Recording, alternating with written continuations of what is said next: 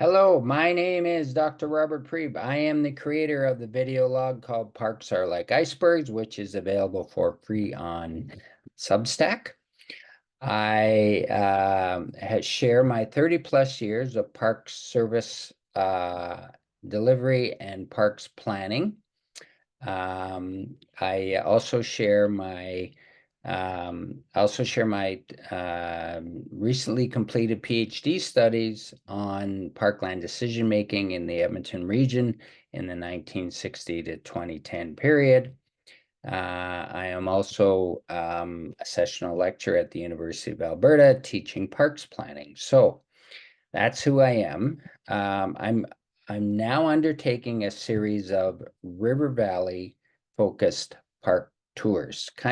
It's kind of like a travel log, only it's a travel log for park planning nerds or park nerds kind of thing. So I'm going to stop at multiple sites. This is the first one. This is Louise Mackinney Park, and I will also do a similar vlog with Gallagher Park, Dawson Park, McKinnon Ravine Park, Terwilliger Park, a number of other River Valley sites. So this is the first one of those.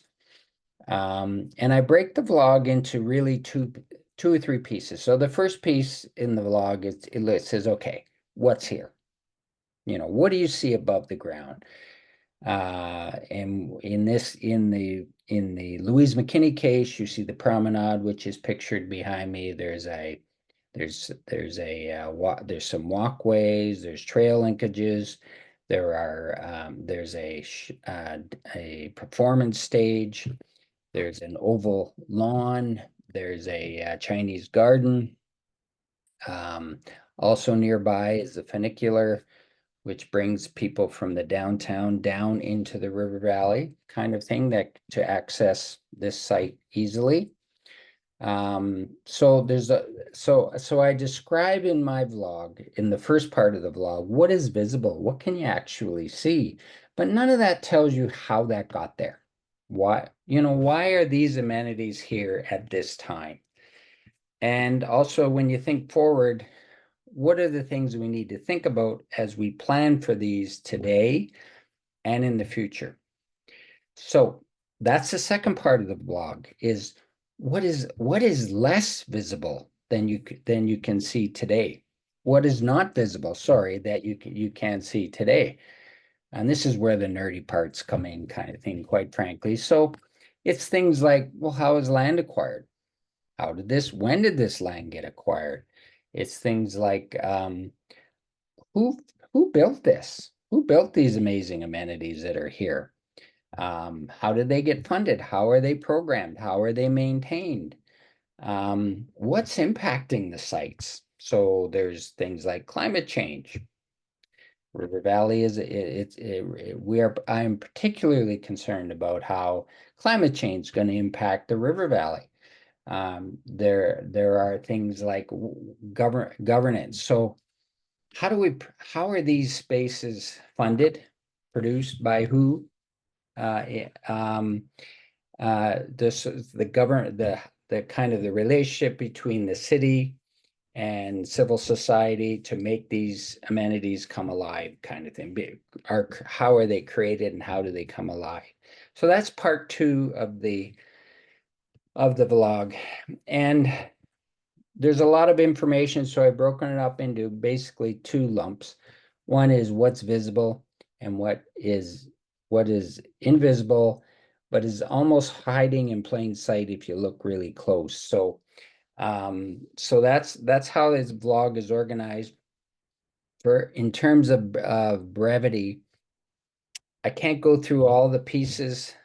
Yeah, on here, I'll be here for like 2 or 3 hours. I could talk for 2 or 3 hours about this particular site.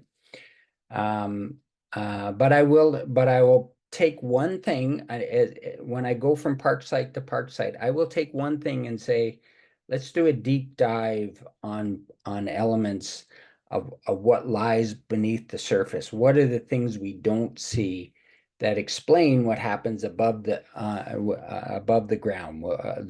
It explains the amenities that are here. So this particular one is Louise Mackinney, and the deep dive I'm going to do here is on co-production of space. So what does that mean? Legislation in Alberta does not does nothing on the tablelands or the river valley beyond providing land. So none of the development you see in this picture behind me, this promenade and the Shumka stage and the Chinese garden and the oval lawn and the funicular, none of that happens through the development process. The land is turned over to the city, and then the city has to find ways to fund it. Now, at one time, maybe we used to fund all of the amenities, but we simply cannot keep up. This began in this particularly became true in the early 80s when governments started the process of kind of saying, can we get somebody else to do this, like download this onto the community? And that started in the 80s, in the early 80s, and has continued on through and is our reality. So so in this case, we require partnerships to build a program and help maintain our park sites. This doesn't just happen in the river valley. It's actually, well, not sure it's more, but it's totally common, totally standard outside the river valley on lands we call the tablelands, where all the people live, kind of thing. So this is, and as I say, this is an artifact of legislation. It is the only municipal service that relies so heavily on community volunteers to make things happen. It's beyond, and when I say make things happen, when you take a space that you're given in a planning process, it's a parcel of land of a certain size, of a certain configuration. How do you turn that into a place where people come to? It's the only municipal service that that governments rely heavily on civil society, community leagues, community groups, cultural groups, you name it, to help, and other forms of partnerships to help fund our park amenity development and service delivery. Now, in this particular case, this is Louise Mackinney Park, as they say. The promenade you see behind me.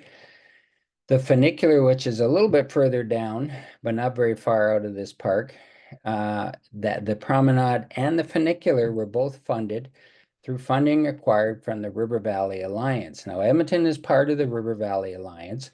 The funding, that group has helped us acquire money from the federal government and the provincial government. So in the case of the promenade and the funicular, a third, the cost to develop our third kind of thing. So in the case of funicular, I think it was about $25 million, something like that. And I can't swear what the promenade was, but I'm thinking 10-ish or more, 10 million. So those costs were shared by the provincial and federal governments to help to build these amenities. Now, above, a little higher up the site, you see the Shumka stage and the Chinese garden. These are very strong cultural communities in Edmonton. The Shumka group is a dance troupe in Edmonton that, well, I think it's worldwide. They're an amazing Ukrainian dance group that are just amazing. There is a Chinese garden that was built with the help of the Chinese community that lives in the Boyle Street community immediately north of this site. The older parts of Edmonton tend to have less parkland, so we need to find creative ways to celebrate cultures, provide recreation spaces and places, working with all the groups who are willing to work with us to make places that people will come to and enjoy. So we call that all co-production of place. So the planning process that land use planners are typically involved in create the space, and the co-production of place is when the community and the city work together to create amenities that draw people into the space and have them connect with one another. So there are other elements that I in my vlog here, I talk about how climate change is going to affect Louise, Mackinney, and other river valley parks, how land acquisition has occurred historically in the river valley. So there's a whole bunch of other items. You can read about them, but I will leave it at that. And I encourage you to read the entire two-part vlog, as well as the other parts that I'm going to share with you on another time. Thank you.